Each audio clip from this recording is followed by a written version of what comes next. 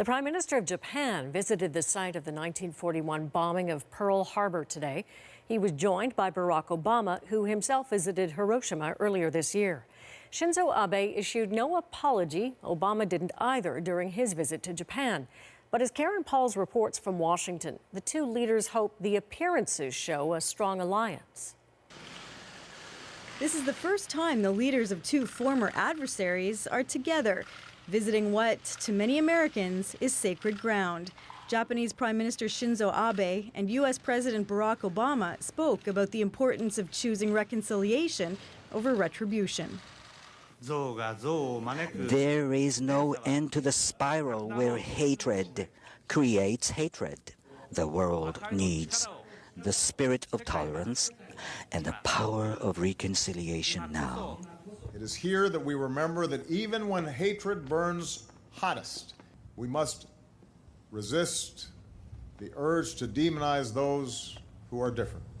The USS Arizona Memorial is built in Pearl Harbor above the sunken ship. More than 1,000 American Marines and sailors died on this vessel alone in a surprise World War II attack by the Japanese. A state of war has existed between the United States and the Japanese Empire. 75 years later, Prime Minister Shinzo Abe laid a wreath and stood for a moment of silence.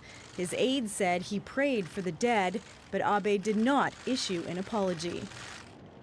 This visit comes 7 months after Obama's historic visit to Hiroshima, the first sitting U.S. president to tour the site where the Americans dropped a nuclear bomb in 1945, ultimately killing about 150,000 people, mostly civilians. He also did not apologize.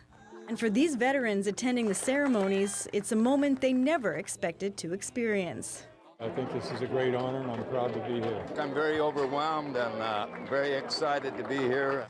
But some say it's more of a political photo opportunity than a substantial visit. Going to Pearl Harbor alongside very popular and departing Obama, who looks even better now that we know Trump is coming, I think it's a very empty, if successful, PR move. Prime Minister Abe was the first foreign leader to meet with President-elect Donald Trump after his election in November. Japan is hoping Trump will be an ally amidst nuclear threats from North Korea and a territorial dispute with China. Karen Pauls, CBC News, Washington.